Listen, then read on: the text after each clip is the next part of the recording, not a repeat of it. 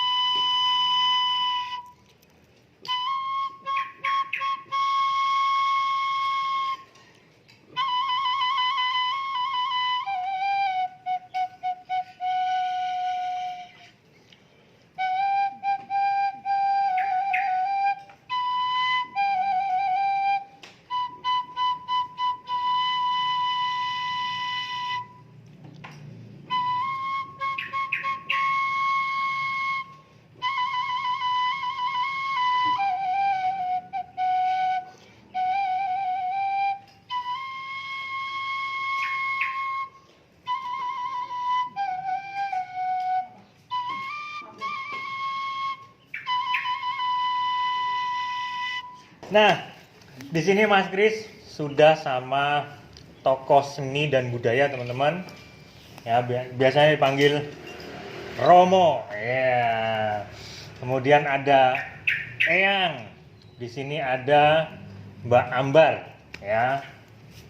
Di sini kita bakal ngobrolin tentang seni dan budaya teman-teman, khususnya di Jogja ya, karena kita semua tinggal di Jogja. Nah, Romo kenalan sama teman-teman yang nonton. Ya, terima kasih. Namun sebelumnya kami mohon maaf ya. Takut ada kekeliruan, ada kesalahan, karena kita sepatutnya manusia tidak luput dari kesalahan dan kekeliruan. Betul. Apa dan siapa saya? Ya. Ini macam-macam sebutannya. Di dalam dunia tari saya disebut dan banyak orang manggil saya Pak Bagong.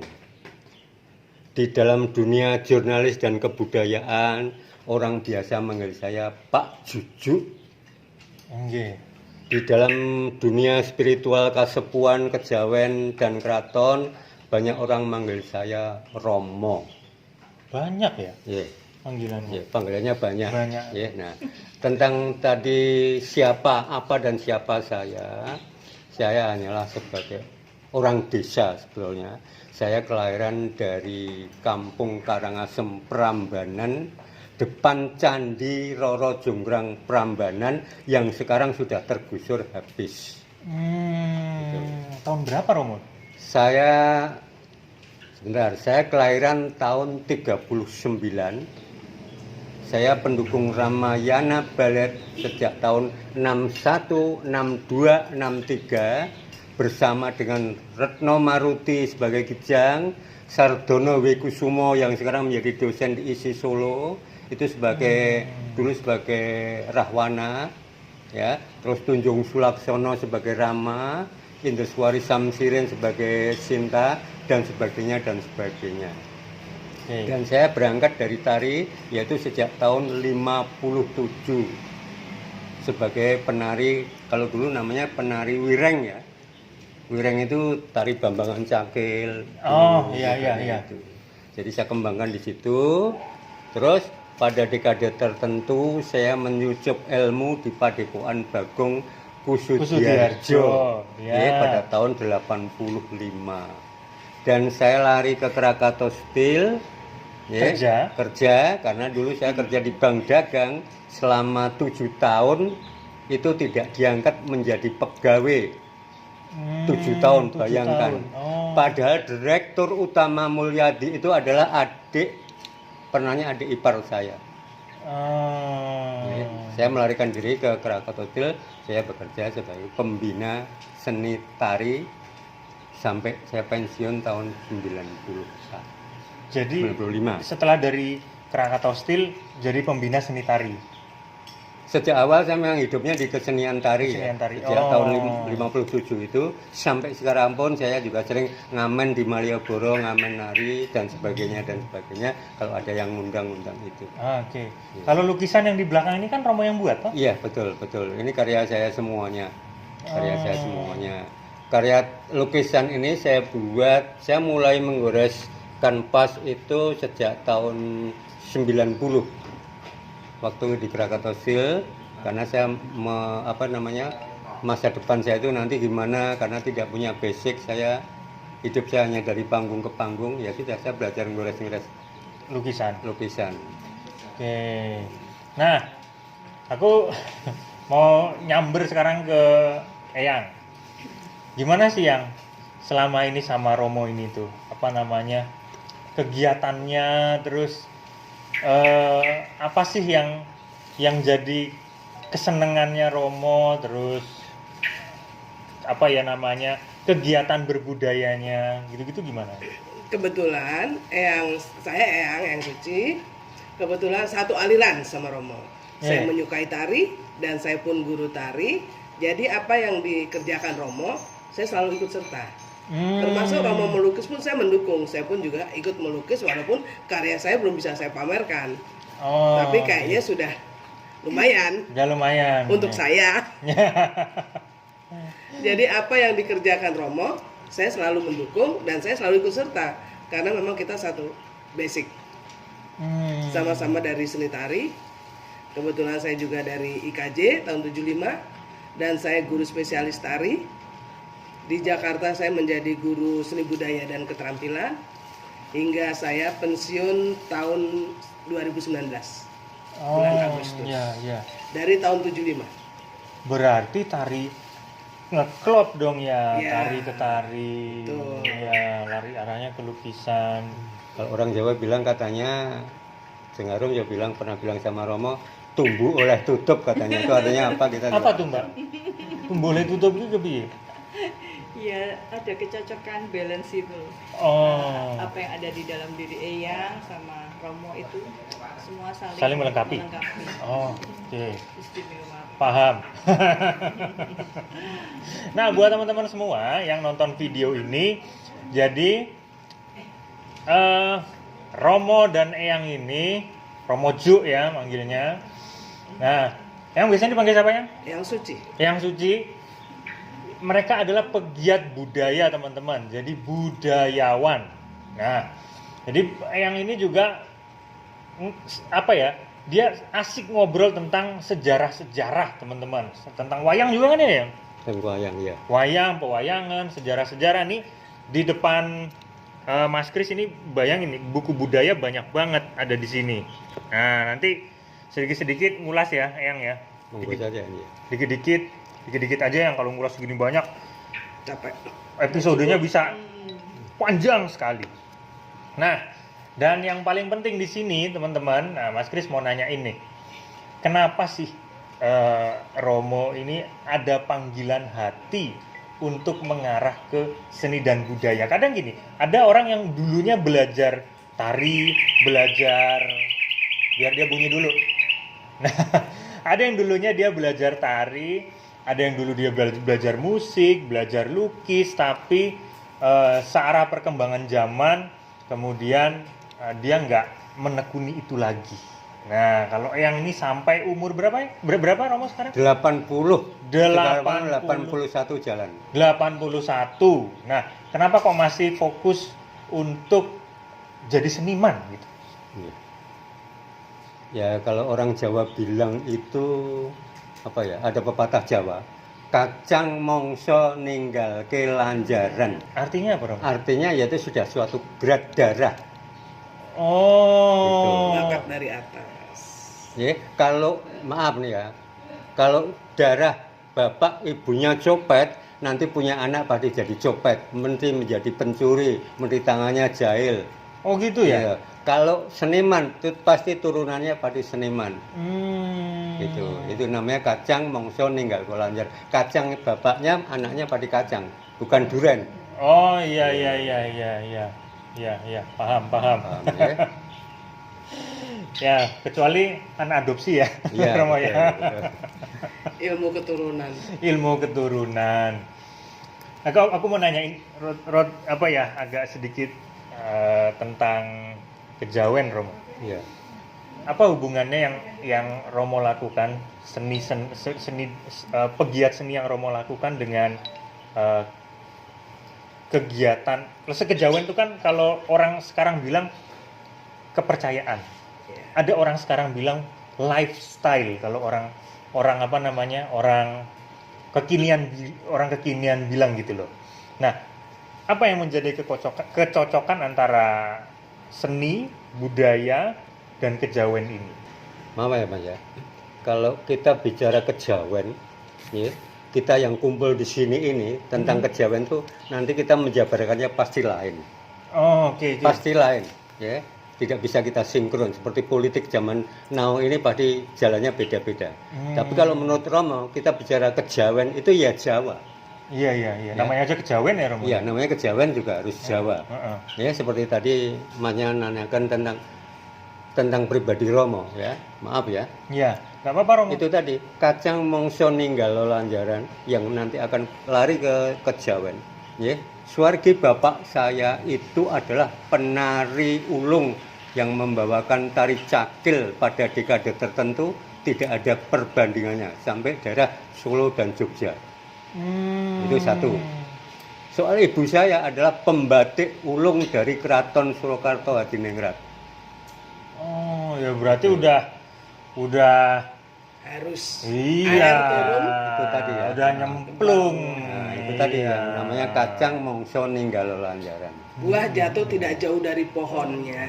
Iya benar. Nah sekarang aku mau nanyain ke Bunda Arum. Bunda Arum ini seorang antusias seni dan budaya teman-teman. Aku pengen nanya, seberapa cintanya sih dengan seni dan budaya? Seni dan budaya yang kayak apa yang Bunda Arum seneng? Apa maksudnya tuh antusias gitu? Banyak banget tuh seni dan budaya. Kalau saya secara pribadi tuh sangat senang sekali ya. Seni dan budaya itu seperti nafas saya sendiri yang selalu mengiringi kehidupan. Karena menurut saya dunia tanpa seni itu juga nggak ada artinya. Sementara budaya sendiri itu karena saya sebagai terlahir dari orang Jawa, jadi saya cinta budaya-budaya terutama yang ada di Jogja. Itu saya sangat menyukai sekali. Oh, udah namanya orang suka nggak ada explanation. Tidak ada explanation teman-teman. Orang kalau hobi mau ditanyain hobi apa, kamu kenapa suka itu, nggak ada yang bisa jawab. Sama kayak Mas Kris, kenapa suka musik, ya nggak ada yang bisa jawab ya, pokoknya begitu. Kenapa yang bisa seperti ini, walaupun yang menjelaskan tentang dari keluarganya, tapi yang namanya yang Romo kalau udah suka, ya suka aja gitu kan Romo ya. Betul sekali. Nah, kita lanjut ke Romo teman-teman. Ini mic ya, biar kita jelas ngobrolnya. Nah, ini aku tuh dari tadi ini Romo. Ada kayak kalau orang zaman dulu bilang tuh roll. Apa namanya? Gulungan. Itu apa sih? Ini nih. Ini loh Romo. Ya, gitu, Pak. Ini adalah kunci rahasia tentang leluhur kita zaman dulu. Wah, Karena apa? Karena sekarang ini banyak orang yang mengaku-ngaku saya keturunan dari Brawijaya 5, saya keturunan dari si A, saya keturunan dari si B. Ya, tapi begitu ditanya, Bapak Anda siapa, yang saya siapa, buyut siapa, nenek siapa, namanya nggak tahu. nggak tahu. Nah, Oh, ini silsilahnya. silsilah dari segala macam kerajaan. Wah, Ya, macam-macam ini. Ini Mas Kris Ya. masuk nggak ini? Ini macam-macam. Ya, ada 5 lembar. Ini silsilah Raja di Indonesia. raja-raja di Indonesia. Ya. Oh. Silsilah raja-raja di Indonesia. Ini Mas Kris datang ke sini nih Nggak kayak sia-sia. nggak sia-sia. Terus dari sini nih, ya. Seperti Anda ketahui, Brawijaya 5 Kertobumi itu mempunyai anak yang masih hidup dekade itu sebanyak 91. Ya. Ini nanti uraiannya anak ada di buku. Oh, Ya, jadi ini hanya susunan raja-raja. raja-raja nama-namanya nih, Iya. nama-namanya. Iya. Jadi kalau Anda mengaku saya anak raja, dari Raja, ini, mesti Anda dilihat harus di bisa sini. jawab. Iya benar, Ya, gitu. benar. Aku nggak berani ngaku-ngaku lah teman-teman. Enggak, ini hanya contoh saja. Ya, enggak apa-apa. Jadi itu tadi. Oke. Makanya kita sering dari teman-teman itu banyak yang menanya tentang tentang silsilah. Ya. silsilah. Monggo saja, semua yang bisa saya jawab dengan Nah. sejujur-jujurnya. Ya, Iya. karena di dalam ini juga salah satu alat untuk membuat buku. Umpamanya Anda mau membuat buku tentang saya keturunan dari ini, Anda harus tahu dulu Silsilahnya. Bapak Ibu yang Buya Canggah Wareng Uduk Dek Siwur sampai ke atas. Jangan ngaku saya keturunan Brawijaya 5. Ya, intinya harus Ya tahu kan? akarnya ya. Ya, Romo, kalau ya. tahu Brawijaya 5 itu anaknya berapa nggak tahu. Berarti itu cuma dari buku ini tak lihat, ini tak copy, tak pindahkan ke buku saya cetakan ini. Itu bohong doang. Oh. Itu keprihatinan Romo itu. Oh, gitu, Romo. Secara jujur Romo sampaikan. Banyak penulis-penulis itu yang hanya dari buku A dipindah ke buku B. Oh, hanya sebagai referensi aja ya, Romo, ya? Referensi ya, toh? Nah, itu. Tapi nggak dari sumber utamanya. Sumber utamanya tidak. Hmm. Karena apa? Karena apa? Mau tahu, Mas? Mau. Karena tidak berani mengupas apa adanya. Oh, kenapa nggak berani, Romo? Loh, kalau Takut. Anda berani ngupas, ya toh, yang namanya jebulan elek, turunan grad kerajaan dari Oh, zaman Bela sampai sekarang, iya, berani nggak iya. Anda? Berarti ketahuan ya. Nah, Iya. gitu. Karena zaman dulu itu, kalau Anda berani membocorkan rahasia keluarga saya, yang bicara ini. Keris.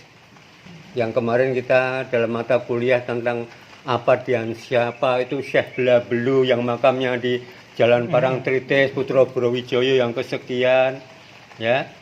Terus siapa itu Mangirwono Boyo, itu ceritanya cuma gitu-gitu. Sebetulnya itu siapa, gitu ya. Oh, Nah. mungkin kurang mengedukasi kali, Nah. Romo. Kurang Ya, mengedukasi. begitulah. Ya kan? Ya. Nah, dengan adanya kegiatan-kegiatan seperti ini, teman-teman, Mas Kris akan selalu memberikan sajian buat teman-teman semua di channelnya Mas Kris ini tentang seni dan budaya ya. Kalau Mas Kris sudah nggak kelihatan matanya baca buku kayak gini, makanya langsung tanya sama Romo. Iya. Makanya hubungannya dengan kejawen tadi ya. Dengan kejawen tadi, tadi malam ada saudara kita menanyakan Kresna itu apa dan siapa. Ya, sudah kita uraikan sedemikian rupa. Oh, Ya. bolehlah nanti Nah, Romo kita cerita deh. Udah begitu kan, kenapa nama Anda Kresna? Itu Iya. dari Bapak. Kenapa Bapak memberikan nama anak itu Kresna? Atau si A, atau si B, atau si C? Karena yang bicara itu, maaf, yang bicara lewat bibir itu adalah roh Tuhan. Bayi lahir itu baik buruknya yang menentukan adalah Allah Subhanahu wa taala. Bener. Romo. Tuhan kita, sesembahan kita yang kasat mata. Makanya anak ini dinamakan ini, itu sudah tersurat dan tersirat. Nama tuh ngaruh nggak sih, Romo? Pengaruh, Pengaruh ya? pengaruh. Oh, Pengaruh. mempengaruhi masa depan juga ya? Betul, betul. Oke, ya tapi orang-orang sekarang kan bilangnya percaya nggak percaya, Romo. Emang begitu ya? Ya karena tidak tahu tidak percaya. Oh iya juga Ya ya. kan? Nah. Iya. Ya, kan? Kalau misal ada kayak maaf Romo, Ya. weton gitu. Itu juga Weton. ngaruh. Ha, Lah weton. ya itu weton itu. Oh, weton itu juga Iya. ya. Anak hari ini lahir, ini hari apa nih? Senin. Hmm. Senin Senin. 4. Senin apa nih? Senin tanggal 19 ini. Oke, Romo. gini aja yang paling gampang. Anak ini lahir pada Minggu Legi. Minggu Ya. 5, Legi 5. Jumlahnya 10. Sri Lungguh Gedong Loro Pati, Sri Lungguh Gedong Loro Pati. Loro dan Pati. Bayi ini nanti, anak ini nanti sampai kakak dan nenek. Ya toh? Sakit-sakitan. Hidupnya kurang pas. Oh. Jadi selalu sakit, yang menjadi mati, sakit mati. Lah terus solusinya gimana, Romo? Solusinya ya, kalau boleh tahu ya, berarti orang yang kelahiran Minggu Legi, orang itu tidak bisa kaya. Oh gitu, berarti solusinya cari suami atau istri yang kaya gitu? Bukan. Ini kehendak gimana? Allah ya. Perjalanan hidupnya Gitu. sampai Walaupun umpamanya Anda kelahirannya Minggu Legi, walaupun Anda menjadi seorang menteri, menjadi jenderal, hidupnya pasti pas-pasan. Pas-pasan. Ya, itu believe it or not. Iya, Percaya nggak benar. percaya. Saya jadi takut, teman-teman. Kenapa Romo suka ngelukis tokoh-tokoh? Sri Sultan, tokoh-tokoh negara. Kenapa, Romo? Kenapa gitu? Iya. Ya pelukis itu tergantung apa ya, imajinasi atau mungkin ada yang mempelajari bagaimana mencari pasar dan sebagainya. Mungkin juga ada apa ya, jurusan lukis itu jurusannya kemana. Jadi macam-macam jalannya lah ya. Nah, kenapa Anda tanya kalau Romo kok senangnya lukis wajah-wajah? Iya.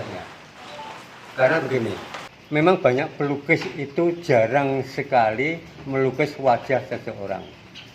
Ya, walaupun juga ada. Apa gitu Romo masa? Iya, banyak juga. Tapi orang pelukis, seniman lukis itu mayoritas kalau bisa menghindari ini. Karena segi finansialnya agak berkurang.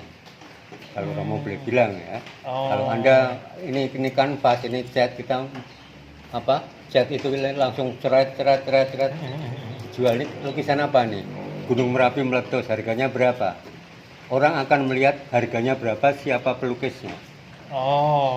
Itu satu. Iya. Lukisannya tidak seberapa, tapi yang membuat orang ternama itu bisa puluhan, ratusan, bisa 1 M. Iya, Gitu loh. benar. Jadi semua itu dari segi mau kemana kita. Mau kemana? Gitu. Oke, berarti ada gambarannya, tujuan lukisannya tuh nanti akan diarahkan kemana gitu. Betul. Iya. Jadi kenapa Romo hobinya melukis wajah? Gitu. Ya apa ya? Saya jawabnya apa ya? Jadi kerap juga ya. Karena ya di samping kita bicara finansial. Finansial, iya bener Romo, nggak masalah. Ini sulit. Gitu. Gitu. Sulit untuk menggambar seperti ini. Jadi akan lebih tinggi. Ya, soal Dari tinggi segi dan ini. tidaknya itu monggo saja ya. Pihak pasar ya. Iya. Nah, tapi kita seniman itu kan bagaimana kita menggoreskan cat ke Rasa. kanvas itu dengan kepuasan. Iya benar. Nah, kepuasan itulah di sini ada rasa apa ya? Bukan harga jual ya, tapi kita melekat dengan tokoh-tokoh itu. Ya, Dan lagi beda sudah sih. banyak tokoh-tokoh Indonesia yang kita buat, yang sudah dikoleksi sama beliau-beliau itu, ya banyak sekali. Nah, sekarang kita ngobrol tentang Gema berkarya, teman-teman. Kita pindah sebentar ya Romo ya. Monggo, Kita ke monggo. sana ya.